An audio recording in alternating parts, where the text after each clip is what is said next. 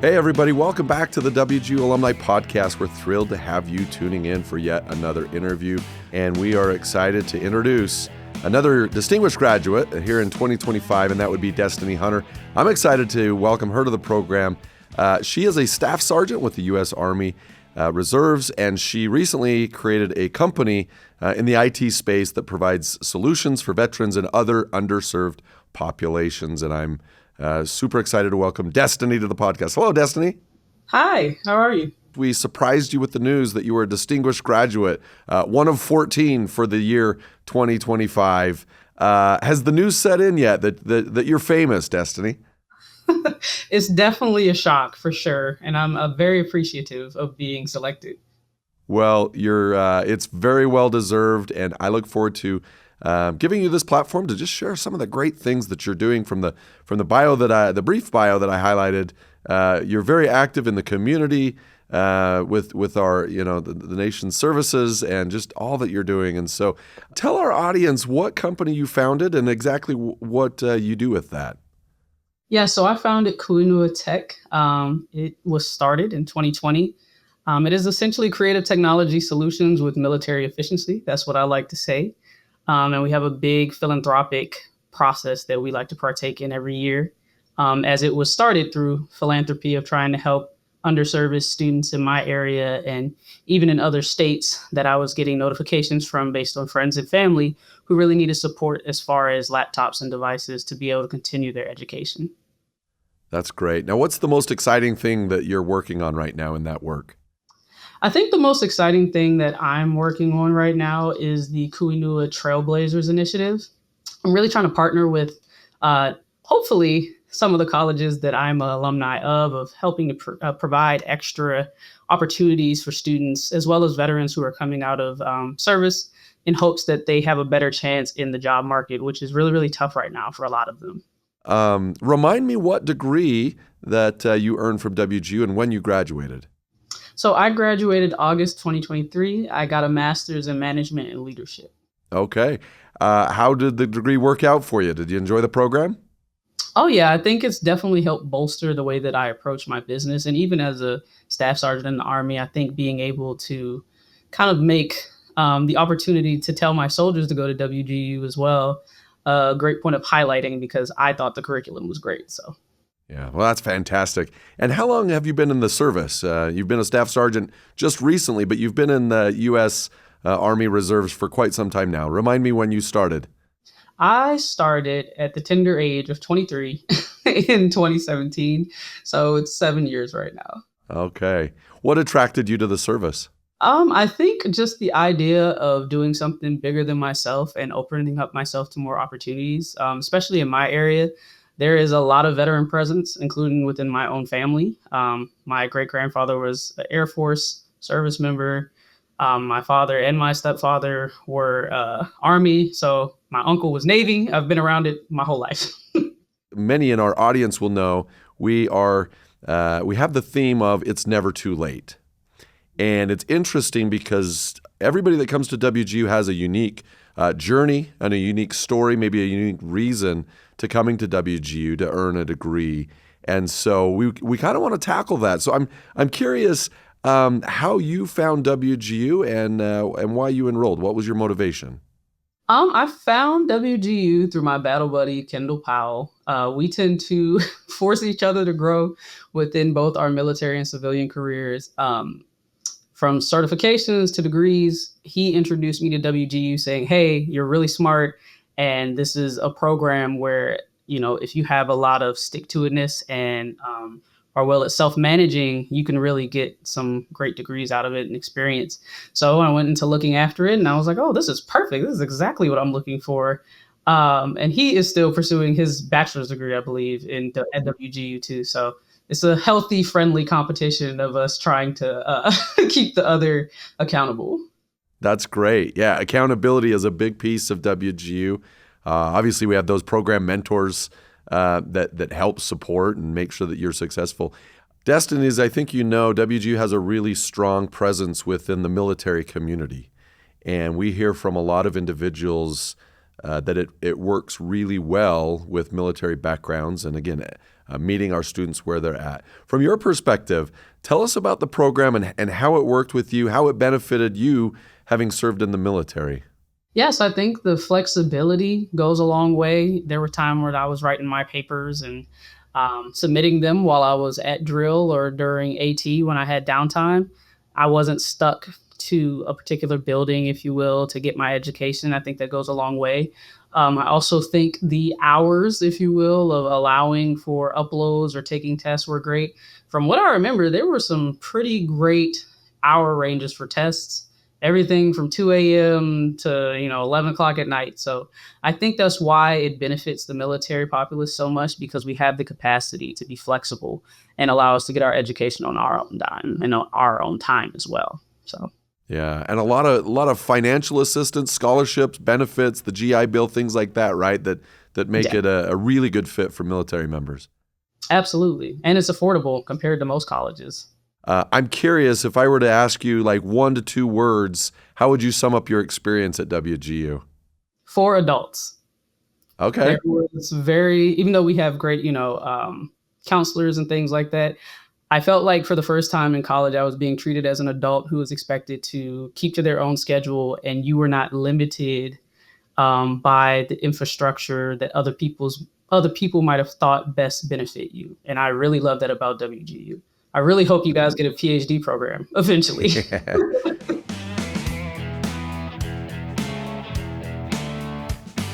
You were in the service, plus it sounds like you had your company up and running. So how were you able to juggle and manage all of that? Honestly, I have been very much a juggler since the age of 7. I played AAU basketball, and my mother was always very big on academics. So if I was going to be a ball player, I needed to be a straight A and B student. So I was very much already trained to behave like this. So it was just another, I would say, goal that I had. And I said, okay, it's time to lock in and knock it out. Yeah, that's great. Now, you said for adult. I like that. You were treated as an adult. Was there an unexpected surprise or maybe something that you didn't anticipate when you enrolled at WGU that you found? I think what I didn't anticipate when I first started my management degree program was just the speed of it all. Like reading it, is one thing, and they're like, hey, you can really do whatever, suits you. But when I really was able to get in there and have the opportunity to be like, okay, well, I know I can write for this, and you submit it or you take your test, and it really is just roll right into the next class. I truly believe more colleges need to take on that approach. I'm currently in the process of getting a PhD in computer science at National University. It's a great school, but I definitely miss the structure of WGU. What are your plans with that degree? This will be your third degree, right? You have an undergrad and then obviously a master's from WGU and then a PhD. What are your plans with that? So it's actually my fourth. I do have an associate's degree. Okay. Apologies. Doesn't Yeah. talk about a lot. My plan is really I would like to be part of hopefully policy making as artificial intelligence, because that is kind of my specialization. That is what I'm focusing on in a lot of my projects. I do build in that arena now, a lot of automation, a lot of artificial intelligence. And I think I would just like to be one of the people that are part of the policy making processes, or, the understanding of saying like, hey, yes, this is a tool and it can be beneficial, but it can also have some drawbacks. So we need to be smart and be forward thinking and think of how that affects people's families and, the capacity for jobs and things of that nature. So I want to, if it's okay, ask you a little bit about AI.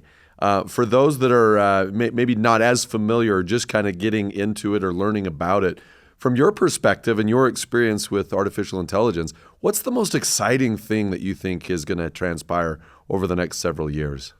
the most exciting thing, I would say, at least in my lane of what I'm producing, I think it has the capacity of being helpful for small businesses, especially when you're just starting up and maybe you don't have a whole lot of funds to hire a bunch of people. I've built, products that I use within my business for myself, so I find it quite beneficial.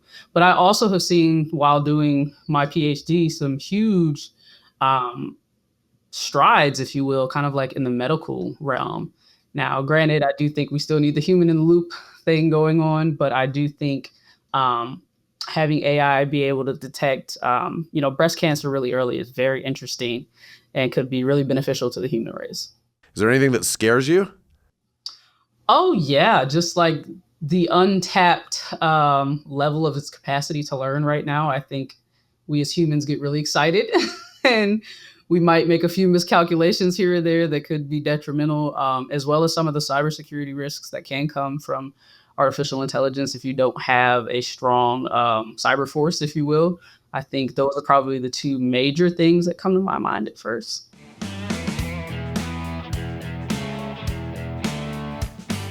Yeah, definitely something to keep an eye on, and love that you're involved in it in terms of your business, also in your military service, and it sounds like in the curriculum of the coursework that you're studying, which is fascinating, which is really, really cool.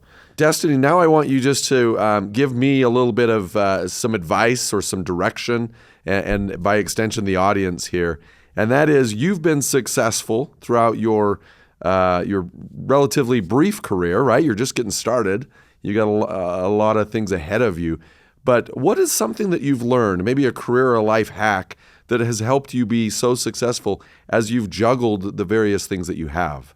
I think I will quote something from a movie I used to love as a little girl, and it was called Balto 2 Wolf's Quest. And there is a spiritual mouse, for lack of a better term, that simply says, have faith in yourself and take the journey. I think that is something that sticks with me to this day. I think that is what has helped gotten me this far. Just kind of be relentless and have faith in yourself. I think you will come across barriers regardless of what you try to do, right? And nobody can really tell you no, but you, if you give up. So Yeah, that's great advice. Yeah, really believe in yourself, have faith in yourself. Destiny, who's somebody that inspires you? my mother, for sure. That's my superhero. Tell me why. Honestly, she is the reason I'm as accomplished as I am today. She was very accomplished before and after she had me. So I had a really great role model. She is also someone who constantly tells me, if you put your mind to it, you can do anything. Nobody has the final say but you and God. For anybody that's religious, I'm a Christian.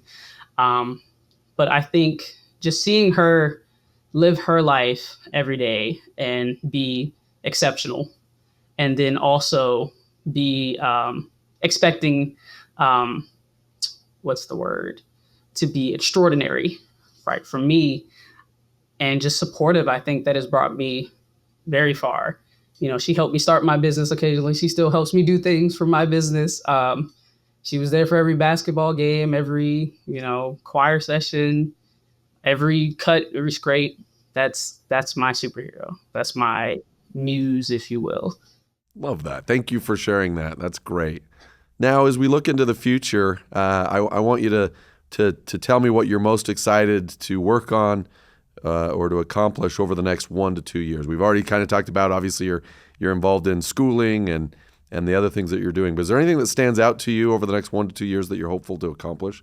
That I'm hopeful to accomplish.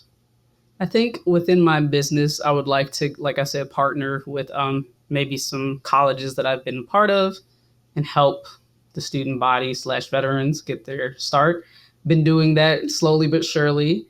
Outside of the business field, I'm very excited for my PhD work. I'm currently already already have like a published PhD document out, which I think is super cool. Uh, but I really think outside of that, I'm excited to in this next phase of my life, if you will, as far as family is concerned as well. So That sounds very interesting. Do you mind elaborating a little bit more on the paper and like an overall summary and what you're hoping to accomplish with this piece? yeah, so the paper is called "The Artificial Intelligence and the Capacity for Discrimination: The Imperative Need for Frameworks, Diverse Teams, and Human Accountability." And as I mentioned previously, I've been doing a lot of research as far as AI in the medical field goes. There have been some great strides, but of course, nothing is perfect. And there have been some instances where there has been a sort of bad calls, if you will, based on people's ethnicity and races.